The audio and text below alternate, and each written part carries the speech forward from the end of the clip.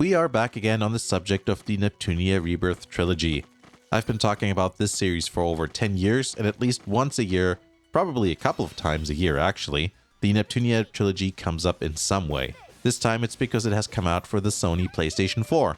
Amazingly, that sentence could have been plausibly said anywhere between now and over 10 years ago. And because of the PS5 having backwards compatibility, it can run on that too. The Neptunia series originally came out on the PS3 as a one-off game, basically being a reskinned version of Trinity Universe, but the setting and the story was kind of unique at the time. The very self-aware commentary and humor also helped. Eventually, it evolved into a long-running series. The first 3 PS3 games were remade for various reasons. The gameplay of the first game turned off a lot of newcomers, so they brought it in line with the later 2 games, which are much more traditional JRPGs. They also had to rewrite the stories because there was characters that they didn't have license to use anymore because they used actual video game company names. The first game's story has the most changes, with the second having less, and then finally the third being the closest to its original counterpart. So now the Neptunia Rebirth games are the definitive entry point to the Neptunia series. The trilogy has been released on a bunch of various platforms, and as I said before, this is the PS4 games that we're looking at right now. The technical details will be largely the same across all 3 games. Basic gameplay is almost identical. Each game has their own little quirks or variations though.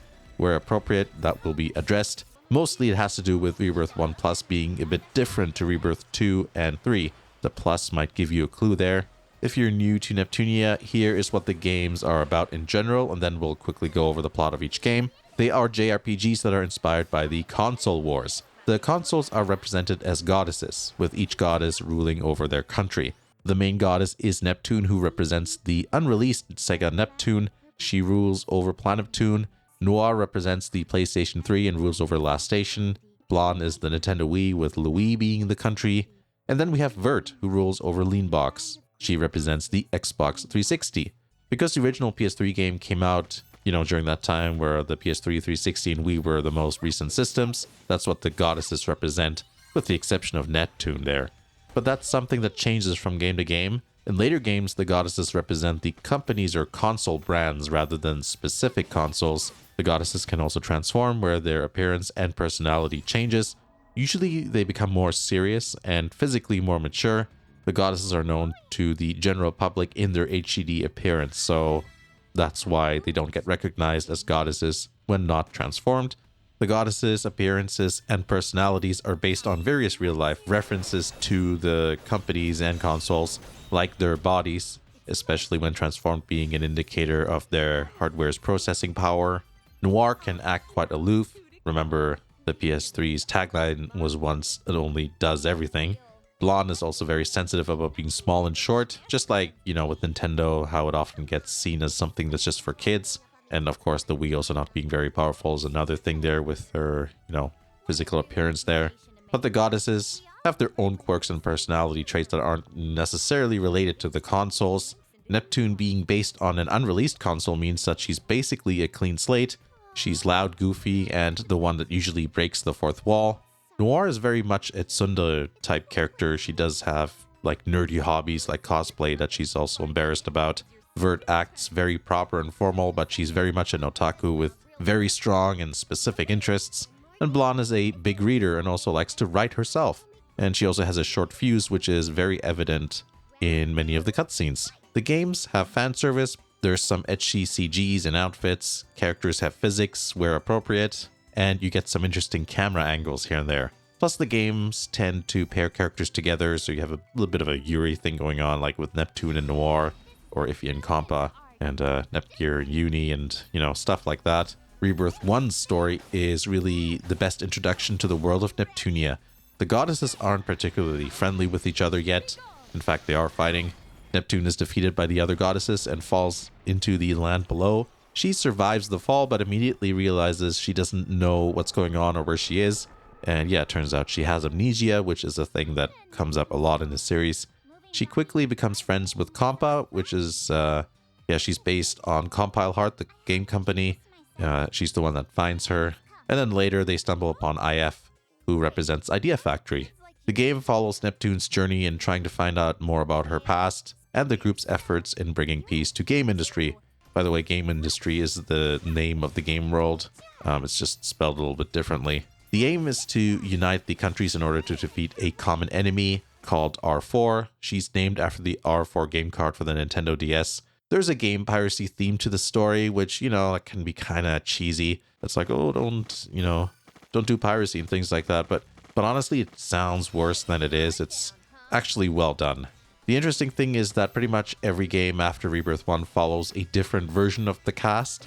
Rebirth 1 takes place in another dimension compared to the later games, but nevertheless, your experience in Rebirth 1 is not wasted in the second game and beyond because everything builds on that first game. Rebirth 2 introduces a new set of main characters in addition to the 4 goddesses, the CPU candidates. They're called Nepgear, Uni, Rom, and Ram. They are little sisters of the goddesses, and they represent handheld consoles, specifically the Sega Game Gear, PlayStation Vita, and the Nintendo DS. The notable thing is that the DS representatives, Rom and Ram, represent the dual screens of the DS, so that means Vert actually doesn't have a little sister.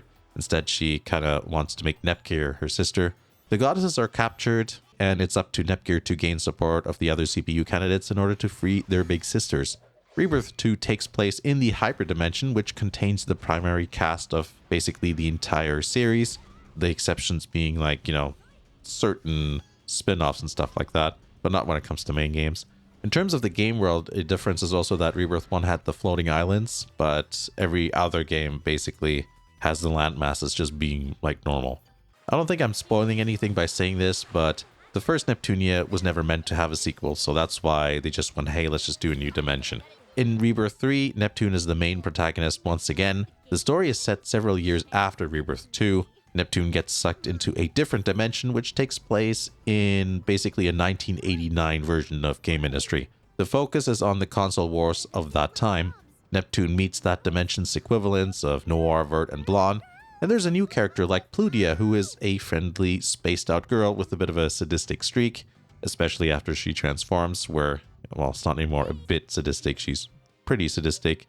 Not only does Neptune try to get back to her normal dimension, she also attempts to defend this 1989 version of game industry, which is under threat by a group called the Seven Sages. The Seven Sages are against the idea of CPUs running everything, and they want to rid the world of their rule. I think that covers the plot pretty well enough. Let's discuss gameplay now, which is pretty much the same for all 3 games. You have a world map with various dungeons. Each dungeon has monsters running around in the overworld there. When you come into contact with them, the game switches to turn-based battle. Movement in battle is similar to Quest 64, if you know that game. I'm sure there's other games that have this too, but basically you move around within a radius. You've got the usual RPG sort of stuff going on, like normal attacks, special attacks that use up like a meter there. There's an elemental system and so on and so forth. But there's something that's interesting with Neptunia, and that is with the regular attacks. There are different types.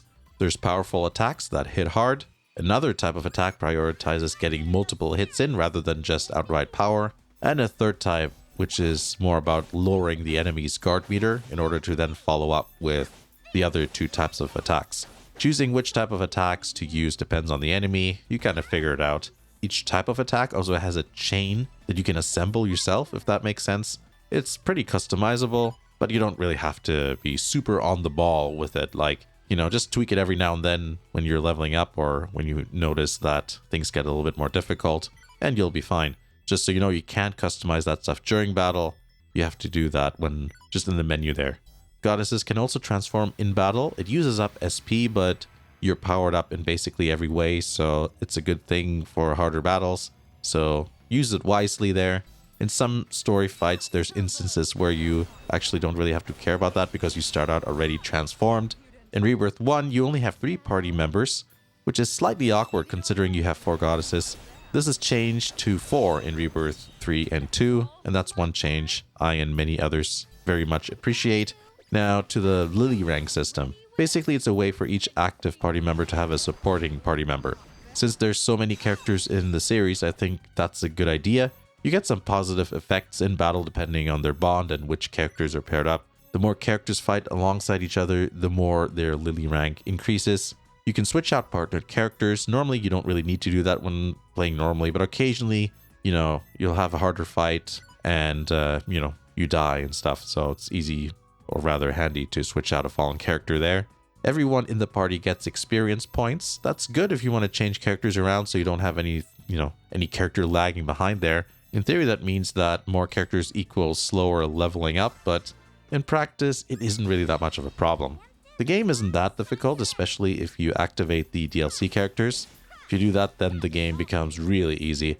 It's good if you just want to fly through the gameplay parts, but, gonna play a bit more normally, then I recommend using them later in the story or when doing multiple playthroughs or whatever. We'll get to DLC in a minute, by the way. Dungeons can have several floors or areas. There's items laying around here and there that you can collect.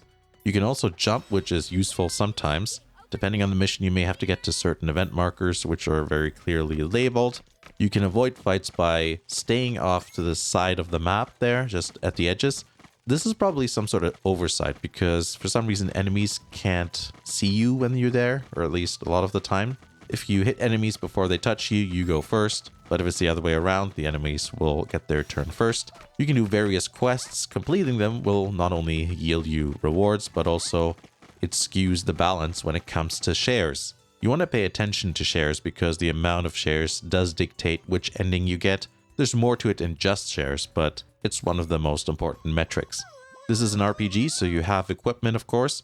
Most of it makes no visual difference, the exception being weapons and the equipment that you have there, with the characters that transform. There are separate costumes and accessories too if you want to play with the looks. DLC characters aren't going to have any special outfits most of the time. It's usually just the main characters like the CPU candidates and the CPUs and, Compa and Iffy that have alternate outfits you can get there. Pretty much anything that isn't in dungeons like crafting, buying items, or getting quests is done in the map view or just like in the menus there.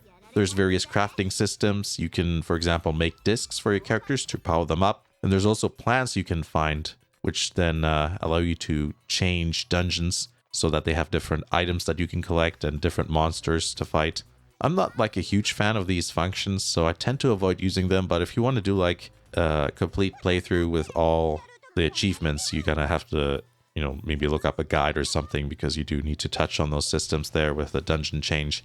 Onto the graphics now. I'm sure you already have a good idea of what the game looks like this far into the video, but there's a few things worth mentioning. It is a good idea to keep in mind that the Rebirth games started life as Vita games, so they're never gonna look that great. All that Vita-ness is apparent in many things.